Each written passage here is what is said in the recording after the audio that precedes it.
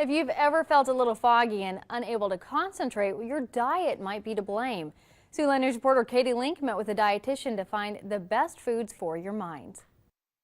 When we think of foods for the brain, the most important food for our brain is actually sugars, more specifically glucose. That's about the only fuel our brain runs on, or it actually prefers to run on it.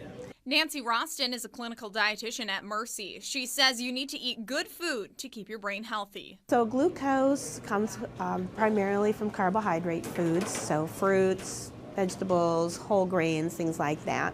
Nancy says bright colored fruits and vegetables are best. But there are a number of other nutrients that we're finding very, very important, not only for cognition, so as we get older, keeping our brain healthy and active and alive, but also just for energy purposes, concentration.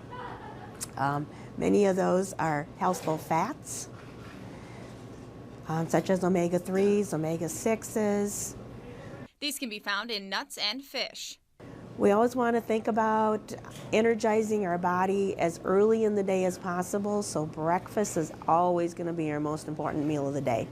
Nancy suggests making a trail mix with dried fruit, nuts, and whole grain cereal for a great snack on the go.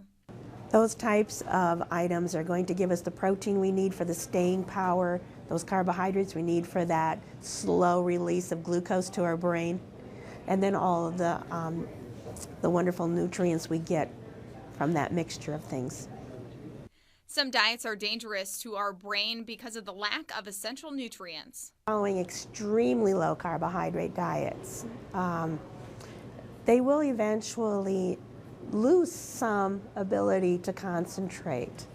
It can actually cause some confusion, and I've actually counseled some people who were on very, very strict low carbohydrate diets who were not thinking clearly, could not think clearly because they did not have the fuel available.